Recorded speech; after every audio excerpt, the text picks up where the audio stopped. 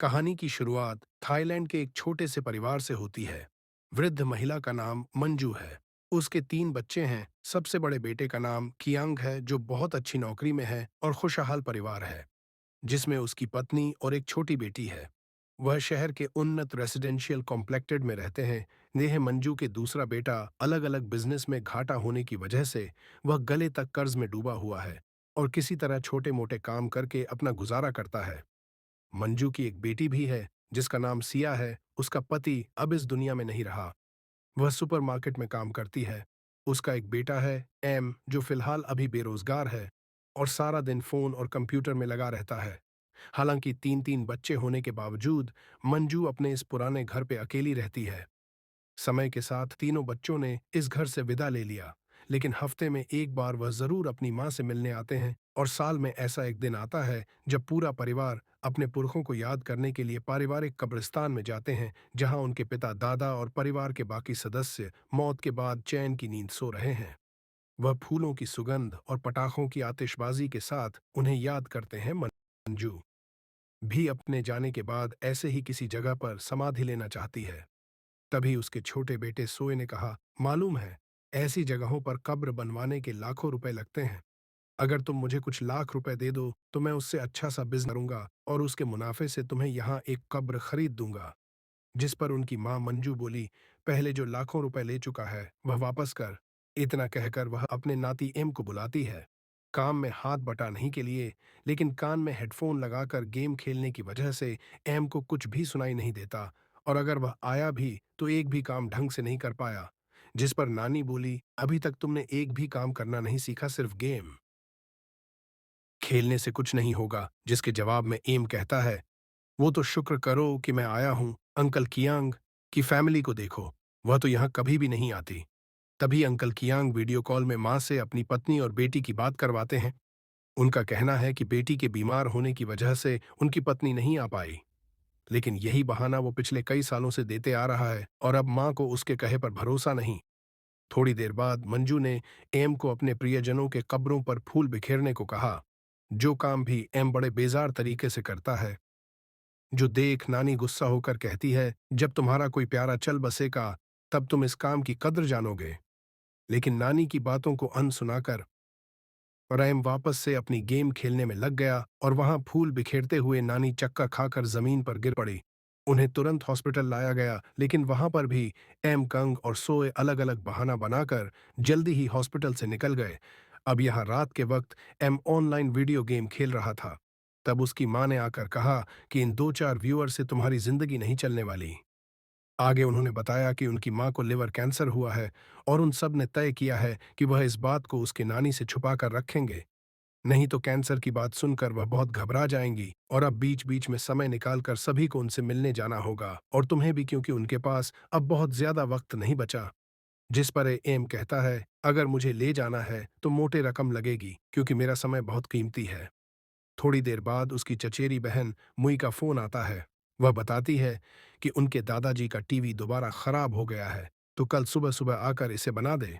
कहे मुताबिक एम भी वहां सुबह सुबह पहुंच जाता है। टीवी ठीक करते हुए वह देखता है कि मुई उनके दादाजी का बहुत अच्छे से ख्याल रख रही है। डायपर चेंज से लेकर सब कुछ वह के खुद अपने हाथों से करती है। उसने मुई से कहा कि दादाजी शायद तुम्हारा यह एहसान कभी नहीं उतार पाएंगे। मुई ने मुस्कुराते हुए कहा कि शायद उतार दे। उसके कुछ ही दिनों बाद दादाजी का ध्यान हो जाता है। अंतिम संस्कार के वक्त उसे बताया था है कि दादाजी एम के नाम कुछ 50,000 की रकम छोड़ गए थे, और आगे उसे पता चलता है कि दादाजी अपना घर मोई के नाम कर गए हैं। जिसे सुनकर एम के तो सर पे जैसे आसमान गिर पड़ा हो। वह अगले ही दिन सुबह सुबह अपने नानी के घर पहुंचता है। नानी के घर के बाहर खड़े होकर वह घर की कुछ तस्वीरें निकालता है और उसे बेचने के लिए एक प्रॉपर्टी सेलिंग वेबसाइट पर उसकी फोटोज अपलोड कर देता है। यानी कि वह भी अब मई की चाल चलने वाला है। वह अब नानी का घर हथियाना चाहता है। उसे देखते ही नानी ने कहा, अभी थोड़ी देर पहले ही कियांग और सोए आए थे, और अब तुम आए हो, जिनका हफ्तों तक कोई अता पता नहीं होता था। वो अब रोज मुझसे मिलने आने लगे हैं।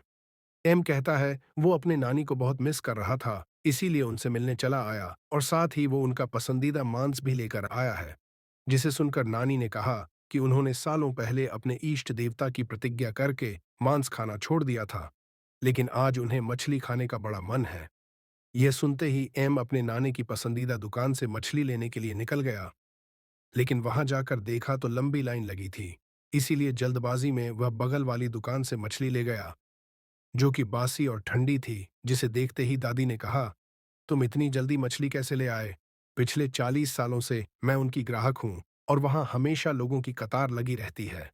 तुम जरूर इसे बगल वाली दुकान से उठा लाया हो। ये सुनकर एम दोबारा मछली लेने चला गया और इस बार वह लंबी कतार के पीछे खड़ा हो गया और तकरीबन 1 घंटे बाद जब वह नानी की पसंदीदा मछली लेकर लौटा तो उन्होंने कहा कि उसने बहुत देर कर दी, इसीलिए वो पहले लाई हुई ठंडी मछली खा चुकी है और अब उसे परेशान न करें, क्योंकि इष्ट देवता की पूजा का वक्त हो गया है, उन्हें चाय चढ़ा होगी। यह सुनकर एम झटपट चाय बनाकर ले आया।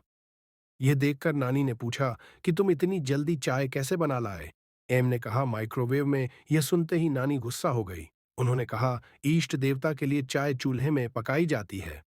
जिस पर एम कहने लगा, देवता कौन सा सच में आकर चाय पीने वाले हैं? यह सुनकर नाने ने उसे घर से निकाल दिया। जाते हुए एम बोला कि मैं कल आकर इष्ट देव के लिए चूल्हे में चाय पका दूंगा। नानी बोली, तुम 1 साल में एक बार भी यहाँ नहीं आते हो, इसीलिए कल आकर मुझे दोबारा परेशान मत करना। वहां से निकलकर एम मुई से मिलने गया। उसने देखा कि मई ने उनके दादाजी का घर अच्छे दाम में बेच दिया है और अब वो किसी 5 स्टार होटल में रह रही है। एम ने उसे बताया कि वो भी उसी के टेक्निक का इस्तेमाल करके नानी का घर अपने नाम लिखवाना चाहता है। वैसे मुई और एम थे तो कजन, लेकिन वो अच्छे दोस्त भी थे। मुई ने बताया कि उसे ऐसा करने के लिए अपनी सबसे कीमती चीज देनी होगी, और वो है उसका वक्त। उसे 2400 घंटे उनके साथ रहना होगा, तभी वह उनके पसंदीदा लोगों में सबसे पहले नंबर पर आ पाएगा। फिर क्या था, उसी शाम एम अपना बोरिया बिस्तर लेके नानी के घर हाजिर हो गया। नानी यह देखकर हैरान होती है।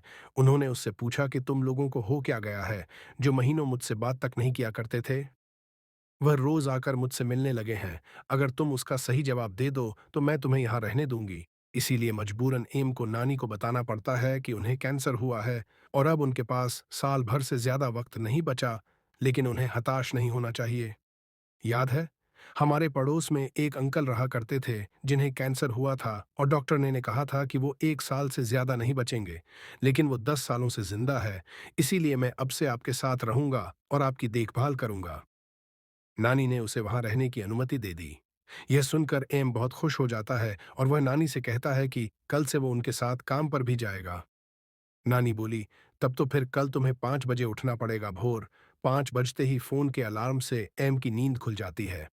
घर के पास के रेलवे स्टेशन के सड़क किनारे नानी की एक छोटी सी दुकान है, जहां पर वह कब्जी बेचा करती है, जो कि चावल से बना एक खास तरह का सूप है। पिछले 40 सालों से नानी यह दुकान चला रही है। कुछ ही घंटों में सारा माल बिक गया। अब घर लौटते वक्त रास्ते में नानी को उनकी बेस्ट फ्रेंड मिली। नानी ने उसे बताया कि उन्हें भी कैंसर हुआ है। उनकी बेस्ट फ्रेंड कहती है, तुम बहुत किस्मत वाली हो कि तुम्हारी देखरेख के लिए तुम्हारा नाती है। मेरे पास तो कोई भी नहीं। वहां से नानी कुछ पैसे जमा करने के लिए बैंक जाती है, लेकिन एम को बाहर ही खड़े रहने को कहती है। अब अगले दिन एम की माँ उसकी नानी से मिलने आती है। उन्होंने देखा कि फ्रिज में सारा बासी खाना पड़ा हुआ है। वह कहती है, यह सब बासी खाना खाने की वजह से ही उन्हें गैस्ट्रिक की प्रॉब्लम है। लेकिन तभी एम की नज़र नानी पर गई, जो नए कपड़े पहने पूरी तरह से तैयार होकर कहीं जाने के लिए निकल रही है। उसने देखा कि नानी की शर्ट का आखिरी बटन खुला है। वह उसे बंद करने लगा, लेकिन नानी ने उसे रोकते हुए कहा, इसके खुला रहने से मुझे रिलैक्स में महसूस होता है। इसके बाद जाकर नानी बाहर के बेंच पर बैठ गई। तब एम की नज़र उनके जूते पर गई, जो उनके पांव के हिसाब से काफी छोटे थे। एम बोला, ये तो अंकल कियां की बेटी रेनबो के जूते हैं। आपको कहाँ से मिले, और वैसे भी ये आपको छोटे हो रहे हैं। नानी उसके इतने सवालों से परेशान हो गई। एम ने देखा कि नानी को किसी का बेसब्र से इंतजार है। वह बार बार उनसे पूछने लगा। तब उसकी माँ ने बताया कि आज रविवार है, सबकी छुट्टी का दिन। हम सब ने बहुत पहले तय किया था कि हर रविवार माँ से मिलने आएंगे। इसीलिए माँ इस दिन तैयार होकर हम सबका इंतजार करती है। लेकिन बीच में कई लोगों ने आना बंद कर दिया, जिसमें तुम भी शामिल हो, जो बचपन से आज तक कभी रविवार की छुट्टी के दिन नानी से मिलने नहीं आए। इसके बाद कियांग अपनी पत्नी और बेटी रेनबो के साथ सोई भी वहां पहुंचता है। खाना पना करने के बाद नानी चाहती है कि वह सब मिलके कार्ड्स खेले, लेकिन कियांग को जरूरी काम से जाना होगा और सोई भी अब ज्यादा देर तक रुक नहीं सकता। तभी किंग ने कहा, माँ तुम्हारे पेट का दर्द कैसा है? नानी बोली, मुझे मालूम है कि मुझे कैंसर हुआ है। एम ने मुझे सब कुछ बता दिया है। यह सुनकर सभी एम पर गुस्सा करने लगे, लेकिन उसने कहा कि नानी को पूरा हक है अपने शरीर से जुड़ी बीमारी के बारे में जानने का। तब कंग बोला कि वो उन्हें शहर के सबसे बड़े डॉक्टर के पास लेकर जाएगा।